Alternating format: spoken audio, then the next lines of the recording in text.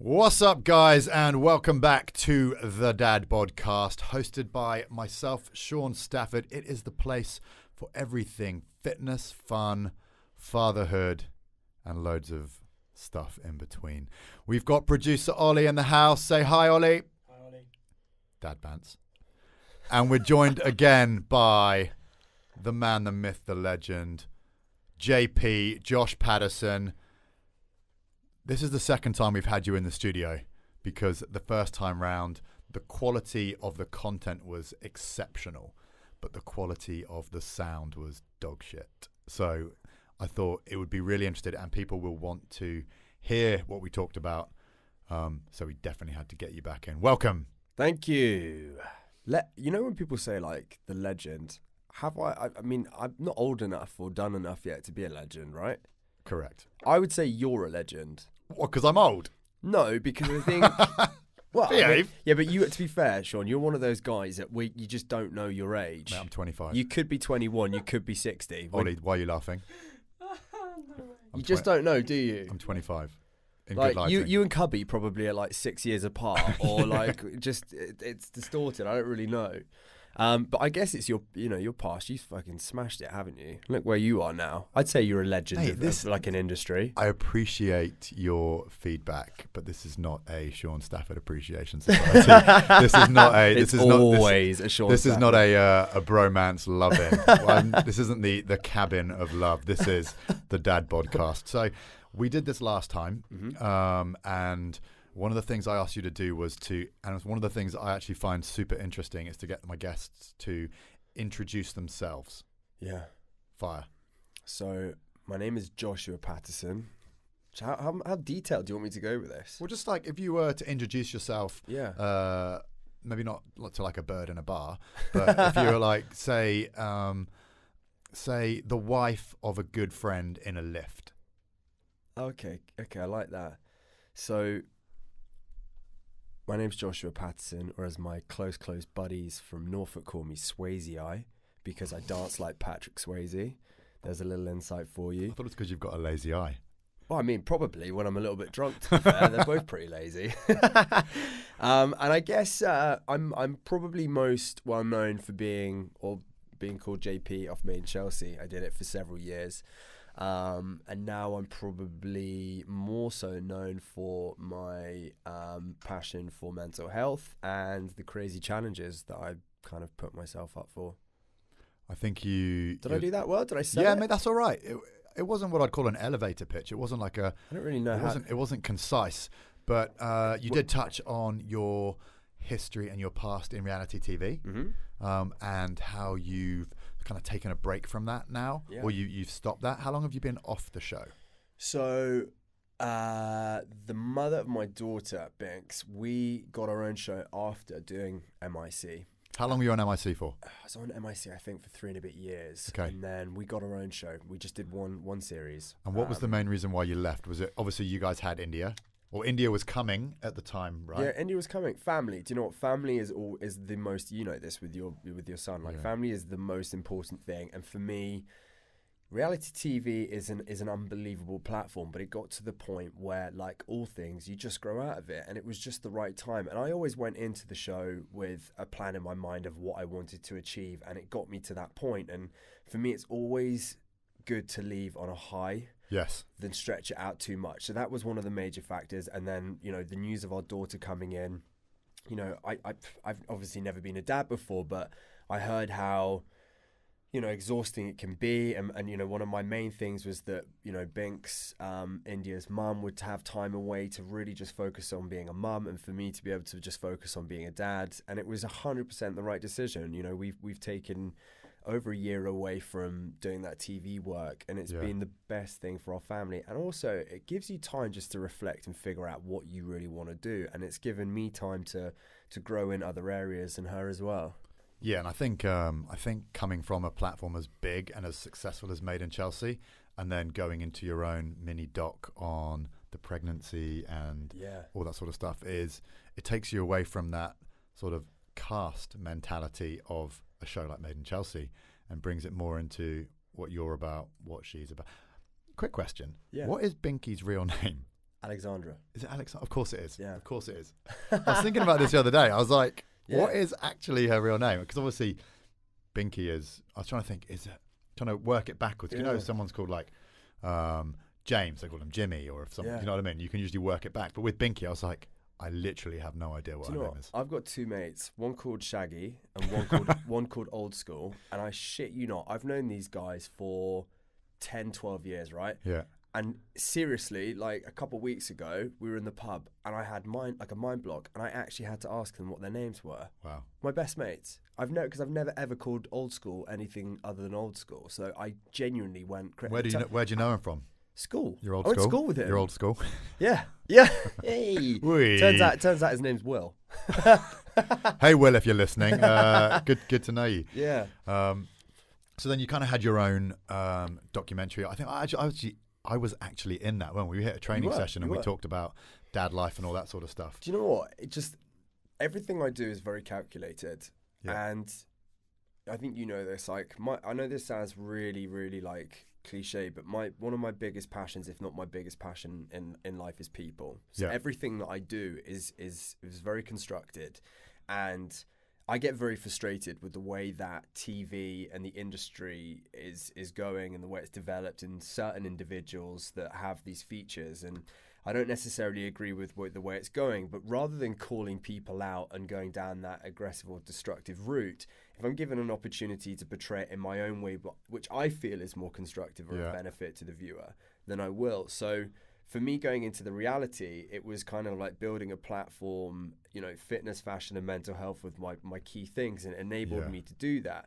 So when we were given an opportunity to do our own show about parenting, I didn't want to give like a distorted version of it. I wanted people to see parenting for what it was in the most genuine sense possible. And I'm super happy that we did it. And, you know, as I said, things have just kind of rolled off the back of that, which has just been brilliant. Yeah. And I think, as you said, you know, when you were on a show like Made in Chelsea, you're at the hands and the control of producers and directors and that sort of stuff. And although it is reality TV, it's constructed reality, right? So a lot of it and the way they portray it is the way they want to portray it. And that might not mirror exactly what's happening in real life. Whereas certainly when you're in control of your own show, you can put out a message that is more authentic and potentially more what you want to put out. Yeah, of course. And you know what?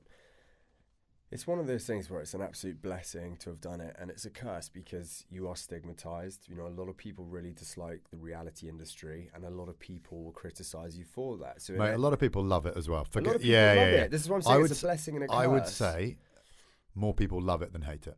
For sure, but I think, you know, there are specific industries that if you have a passion for, that you will come up against certain hurdles, and that's why I do what I do, because I love to prove these people wrong, and also just let your actions speak for themselves. That's why I do these challenges. You know, the fitness industry is something that I am obsessed with. I love it. I give everything to it.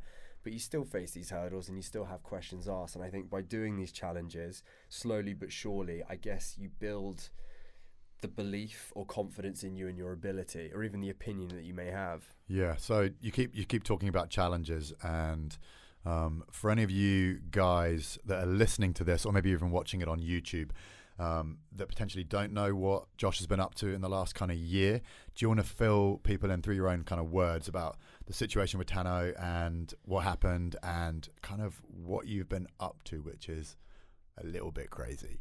Yeah, so it all kind of connects. Like, you know, my past with mental health, you know, I'm a big advocate for it, and, you know, I've lived with you know, mental health issues for pretty much most of my life, and that's why I'm so connected with fitness, because it's what stabilizes me. So when I do these challenges, it gives me purpose, keeps me on the straight. I need it to keep my mind going, and it's amazing how these challenges have such a benefit to you. And, you know, I would say possibly the most rewarding one I have ever done is the one that you just mentioned, which is with my best friend Tano. So he came to meet my daughter over a year ago when she was a baby for the first time, and he was on a motorbike, and there was like a little entourage of them. There was like 3 separate bikes, and unfortunately on his way home, another good friend of ours went into the back of him, and he's now paralyzed from the chest down, completely destroyed his T4, I believe it's called. Yeah. And what's amazing about him is his response to it and his ambition to inspire anybody that's going through or will go through the same as what he's gone through, and not to give up. Because I think too often in life we get given a statistic and we believe it. Yes. And we prevent ourselves from challenging it. And what he's basically trying to say is that you need to create your own statistic, which is so important. So he called me up from the hospital and basically said, listen, I've been told I'm not going to walk again. I'm not going to accept that. You know what I'm like. I need to keep going. I need to set myself some challenges. So he basically asked me if I would do the Berlin Marathon with him, which I think at that time, it would have given him like 3/4 of a year to really build up to it. Yeah. And I said yes, but he's basically asked me to do it with him, but in a wheelchair alongside him rather than running. Now, I've never run a marathon in my life, let alone do it in a chair. So this was pretty full on, the preparation. But it was amazing, you know, just to be in the chair, commuting to work, back and forth in it. It was almost like method acting, where you really just like embrace what you're doing and become the person within the chair, which was quite a mindfuck at times, because... Mate, that would give you an insight into disability and what disabled people, especially people that are chair-bound, would have to go through. So, like, that is, as you said, it's a bit like method acting. It's a bit like... It's literally, this, you know, all the shit that they have to deal with, you know, you have to experience it too. And as an able-bodied person, that would just be fucking mind-blowing. It's crazy because things like zebra crossings, I'd go to a zebra crossing and five, 6 cars would just drive past me and they see me there. If I stand up, of course they're going to stop because I can go across quickly. But by being in the chair, that's an extra 3 seconds that they got to wait for. Yeah. So many curbs and pathways that I was going on to work were just too high, or just the accessibility to it was so shit. And I'd end up, I'm not even kidding you, just because I'm stubborn, ramming a curb until I could get up to it, or at least I could learn to do a wheelie to get over it. Yeah. Now, people would see me doing this and feel so uncomfortable. Rather than just helping me get up, they would allow me to do it. And some of them just stand and watch. Yeah. You know, and that for me was really interesting, because I knew that I was able to stand. They had no idea. There was one time where basically a guy came walking into my direction and basically got me to move out the way, and I was so pissed off. It was the first time that I actually stood up my fucking chair and basically like squared off, just so angry. Red Ross. Yeah, the guy was slightly shocked, to say when the you least. stood up. Yeah, didn't see that one coming. Did he call you a faker? Yeah, exactly. Outrageous. But yeah, so I remember that. I remember last time. So you'd committed to do this Berlin Marathon in a wheelchair. Yeah. To support Tanay and to also raise some money and probably more importantly raise awareness of some of the, as we were saying, some of the shit that chair-bound people have to deal with. I remember last time on the other podcast that we did that has never been aired, you said even things like, you know, train access and things. Yeah. You found that shocking. Yeah, I mean, don't quote me on it, but someone was telling me, I mean, whether this is factual or not, that something like 40... If someone told you, it's definitely factual. Yeah. Do you not read the Daily Mail? So he's basically just saying that 40% of stations still are not accessible for people in chairs. Now, obviously, with modern development, like, things have certainly improved, but it needs to change. And, you know, if I'm the first person to admit that whenever I saw someone in a wheelchair, I'd feel sorry for them. And out of sight is out of mind. And you know, to put it bluntly, you don't really care because you've not been affected by it. But then having someone so close to you be affected by it, it changes the game completely. And it just gives fitness for me a complete new dimension and a serious purpose. Rather than just going to the gym for your aesthetic, you're going to the gym to benefit your best friend and hopefully anyone within that community. Yeah. You know, and for me now, like training Mondays and Wednesdays at the Weir Archer Academy, and I'm literally linked up in my chair and I've got 7 individuals who were either born or have had accidents and are wheelchair bound full time. It's one of the most humbling and inspiring ways for me to train at. And it, like I said, it's just added this new dimension to my mindset and my ability that I never had before. And you know, I would like to think, you know, I don't know if it's in the near future, but I would love people not to see wheelchairs as an alien object and consider doing it as a sport, because I'm the first person to tell you that I've done a marathon and it is an unbelievable feeling. Like, it's incredible. And I said, so last year you did the Berlin Marathon in a wheelchair with Tano, and off the back of that, you were, I think, was it Celebrity Fundraiser of the Year at the Just Giving Awards? Yeah, that was awesome, mate. I was there presenting an award before you, and the energy in that room was incredible, right? Yeah, it was. And I think that really just gave you a sense of perspective, right, of what you were doing.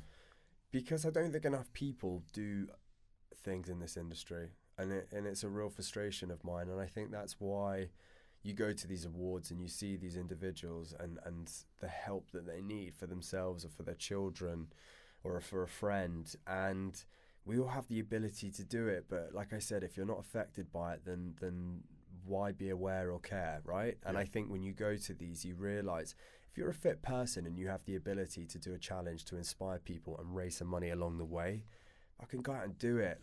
Be a storyteller. When you start hitting 35, 40, don't be that person that looks back and regrets time.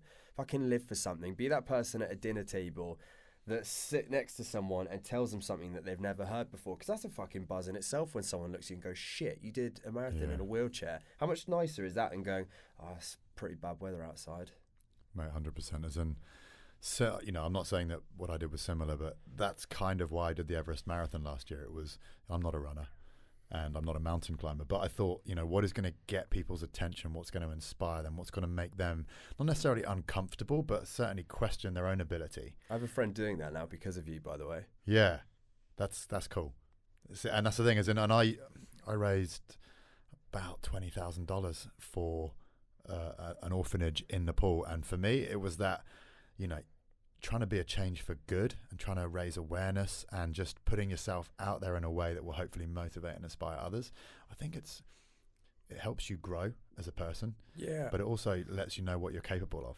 For your son as well. For your son to grow up, you're not necessarily my daughter. I'm not saying, listen, this is what you need to be doing, but at the same time, you naturally do or become, I guess, the people that you are around you. And by having a mother and father, your wife is unbelievable. She's been boxing now for the last year. She's badass. And she's smashing people up. And I just think it's such a great family to be in for your son, so that when he grows up, he can just see the wonderful things that you're doing. I think it's been productive. Yeah, it questions what's possible. It will hopefully allow him to question what is possible for himself. So he will be able to look at something or set his sights on something which, maybe what most conventional people would think is out of their reach. Yeah. Whether it's doing a marathon in a wheelchair, whether it's running a marathon at Mount Everest, whether it's what you're going to be doing this year. Yeah. Which, are we allowed to talk about that yet? Yeah, I mean... Okay, tell them... When will this come out? Do you know? Well, we can put it out whenever you want. Okay, cool. Yeah, so basically this year we're going to step it up even more, and I'm going to be doing it solo this time, but Tano will join me for sure on different legs, and hopefully some really good familiar faces will join me. But basically I'm going to be... I think a few people have maybe done it, but I don't think it's been registered or qualified as a time, but... As far as I'm concerned, if we register this and go for the record, I'll be the first able-bodied person to do John O'Groats to Land's End in a wheelchair. So the top of the UK to the bottom of the UK. Most northern part of Scotland to the most southern part of England. And the world record was set by an incredible guy 2 years ago. Okay. And he did it in 20 days. Sorry, that's him now saying you're going to fail it. So yeah, he basically did it in 20 days. So I've got to do it in 19. So we've kind of done the math on it, and it roughly equates to having, I think it's roughly 34 marathons in the 19 days. So we're looking at roughly one and a half a day. More. I think it's 4 miles shy of 2 marathons a day, and I think I'll be in the chair for roughly 8 hours. Yikes. But the challenge is just intensified because I can't actually there are 2 types of raised chair. There's one which preferably you and I would use, which you basically sit in it, but you're able to have your legs forward just on little pedals. Yeah. They don't have that for me. So I'm actually having to do it in a legitimate raised chair where I'm basically knelt on my legs. So the biggest challenge for me now with my mind is not necessarily the physicality. It's more the endurance, whether my body will physically cope with being in that position for so long, because I've only done it for half an hour and it's painful. Wow. Mate, good luck. Yeah. That sounds epic. When does that kick off? So we take off on the 23rd of April, and fingers crossed, if we break the record, it'll be done on the 11th of May. That's incredible. Yeah. Well, mate, good luck. And I'm sure the people either watching on YouTube or listening on iTunes will get right behind you and support you on that, because I think you're doing it for a really noble cause. And I think, you're just pushing the boundaries of what people can see as possible. And I really respect that. This is obviously a predominantly fitness podcast. So what's your training looking like at the moment? Like on a day-to-day, week-to-week, what is fitness for you at the moment? It's become, you know what it's like with your training, it's become very specific to what I do. Yeah. Like I said, once upon a time when it was for shoots, it would just be about the aesthetic. Shreds! Yeah, Sean shreds. And now it's just simply about my marathon. Like, Right. there is no point me going into the gym and lifting heavy weights to look good, yeah. because when I'm in a chair for 8 hours, that counts for shit all. So It's actually probably going to be a waste of time. complete waste of time. Like, all I need to focus on right now is my mobility, stretching as many times in a day as possible, and just being in the chair. Yeah. There's no better training than being in the chair. So I go down to Richmond Park and I'm doing 20 miles a day. And it's going all right so far. I'll have to get you down and Mate, I'd give love it a to. go. I'd love to. I think it would break me, but I think I'd be all about that. I think I'd enjoy that. Yeah, but it's just a buzz, isn't it? To do something, to step out of your comfort zone and even learn something as well is exciting. Like how are sports formed? Because someone's invented it, right? Yeah. Like football once upon a time, or was it rugby? Rugby was invented by a guy. They were playing football and the guy picked the ball up and ran with it. Everyone thought he was a right idiot then, didn't they? Well, look at it now. Who's laughing now, Who's mate? laughing now, bitches? Hey? William Webb Ellis? Yeah. World Cup, what? In your face, football. Yeah, football. I actually love football, on the record. Come on, Liverpool. Stop it. Actually, to be honest, I actually want Liverpool to win. Yeah. I like Man City a little bit. I like Liverpool a little bit. I'm an Arsenal fan, so I can't really get too excited about anything. But I wouldn't be too upset. I love Jurgen Klopp. He's a lad. He is. He's just got that panache, hasn't he? Do you know what? I think what everybody loves about Jurgen Klopp is he seems to genuinely love his players, love his club, and he just seems to love his job. You look at someone like Jose Mourinho or those guys that are just, they look fucking miserable. And don't get me wrong, like, I'm sure Jurgen Klopp has a bad day, but he never shows it. And he's just so passionate. I love the fact that when you guys scored a winner not too long ago, he literally ran on the field, couldn't control himself, ran on the field to high five his players and give them a hug. I love that. Jurgen, when you're on your way to your next football match and you're listening to Sean Stafford, the DadBodCast, why don't you come and join me on a leg of my challenge? How's that sound, big guy? Jurgen Klopp, it's out to you. You will never walk alone. Or Josh will never walk alone. Technically, or I'm not roll. walking though, am Josh I? will Yeah, never you'll roll never roll. alone. You'll never roll. You'll never roll alone. along. Okay, mate. You mentioned it earlier, and it's been a huge development and change for you over the last year and a bit. India. Yeah. Mate, dad life.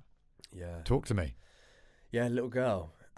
She's 1.5 now, which is crazy how quick time has flown by. I don't know about you, but from the minute I found out I was going to be a dad to her being 1.5, it's crazy. Blink of an eye. Literally, blink of an eye. And the change in her from 1 to 1.5 is astronomical. Yeah. And it just every time I see her every day, it's like she's grown. I don't know how. Well, obviously it's like this little thing becoming a woman. Yeah.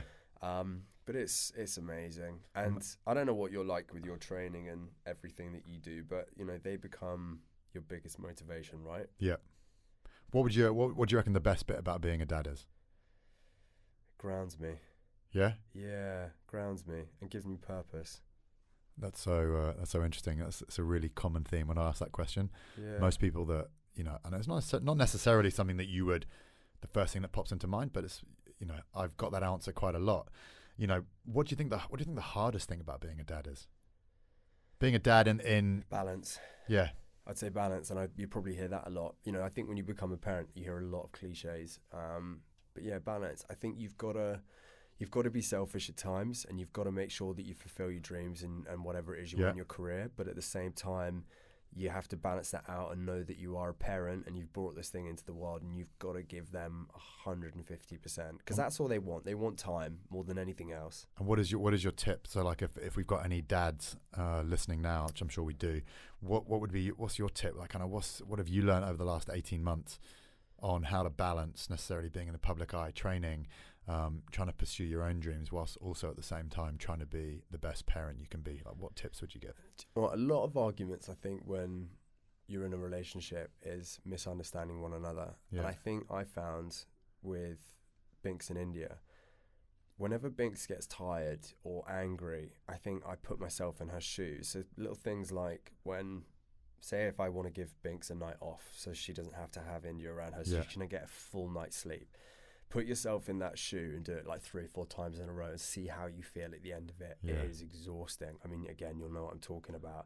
But by doing that, whenever I can see Binks and I can see that she's breaking down or she's tired or getting frustrated, I can relate to her rather than thinking that she's coming at me in a bad temper, you know? And I think, like I said, with mother or father, I think what's really important is that you do continue with work and you do, you know, fulfill the dreams that you have, because I see a lot of my friends who've got kids and they kind of resent not being a parent, but like they're frustrated that they haven't fulfilled a lot of what they want, and they're really responsible for that. Just go and do it. Yeah. And also you've got to remember your kid can come anywhere you go. Like having them be a part of it, I think, is really cool. Like when you see the images of you and Cubby in the gym, loves it. Yeah. Absolutely loves it. Well, that is something that I know that Sophie, so wifey, she was dead 4.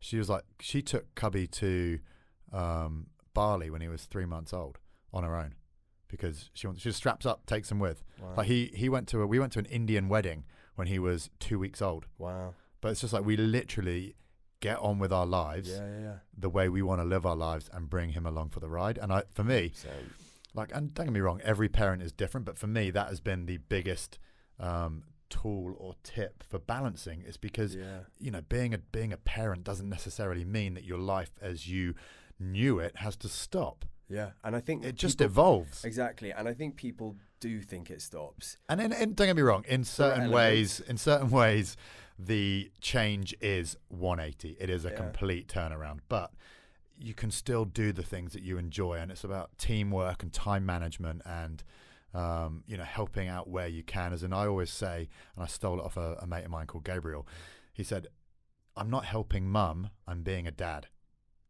Do you know what I mean? And it's one of those things where you take your responsibility as a dad and say, you know what, this is my job too, and I want to be a damn good parent, and it's not helping mum. This is my job. This is, you know, and it's, you know, you can do anything really with a kid in tow, and I think they'll grow with you doing that. Does that make sense? Is that a bit airy fairy? 100%, because I think they get used to it. I think they want to be involved in what you're doing, because again, you see a divide between child and parent where they're like, oh, I don't really want to spend time with mum and dad, but then you look at other families where they do everything together, you know, and that you can tell that's because the parent has been so invested in their child's life and vice versa. And I think that's a really healthy way to be. You know, so I for me as well, a major tip is exercise. I know you hear this time and time again, but it's so good to exert any frustrations, fatigue, tiredness, whatever it may be, just out your system. Just go blow off some steam, because actually sometimes you don't even necessarily need to work out. Even just having that 45 minutes to an hour to yourself just to think sometimes is the big difference. You know, but everything's been okay for me so far, and you know, my daughter's a 1.5 years, and I've managed to do boxing. I've done Bear Grylls races. I've done a marathon in a wheelchair, and she joins me on the journey. Not to the boxing, that's a little bit intense, but a little bit intense. A little bit intense. But everything else, and you know, it's a part of a legacy that I want to leave behind, and having that image at the end where I'm holding her, you know, she's a part of that journey as well. Mate, it's inspiring, and I'm sure a lot of parents listening will be able to relate to what you've just said, and they'll appreciate your honesty with that. So, without letting this podcast roll on, because we could talk the hind legs off a donkey, me and you, want to say a massive thank you for coming in again. Sorry we had to shoot this again, but I think the second episode, I'm not hungover this time round. Yeah, you look good. I look better. I sound better. Looking fresh. Thanks, mate. Thank you to everybody that has listened to the podcast on iTunes. We really appreciate your ratings and we really appreciate your feedback, not only to sort of help get us up the ratings. I think we got to number 13 last time. Hello. I'll take that. I'll take that. But also because we want to make this podcast the best that it can be. So we really appreciate your feedback. Tell us what you loved. Tell us what you didn't like. Actually, maybe don't tell us what you didn't like. Just tell us what you loved. I hope you guys have enjoyed listening to JP. JP, if people want to find out sort of where to stay in touch with you or keep an eye on what you're doing, where can they see you? For now... Is it Instagram? Yeah, for now, Instagram. So Joshua Patterson _JP. And my challenge coming up is riding Beyond Limits. That's exciting. So be a part of it. Just want to say a huge thank you to everybody who has listened to this episode of the DadBodCast. Appreciate your time. We hope it's been an interesting sort of insight into fitness, fun, fatherhood, and a few things in between. Josh, thanks again for coming in. Thank you, we'll brother. see you guys next time. Peace.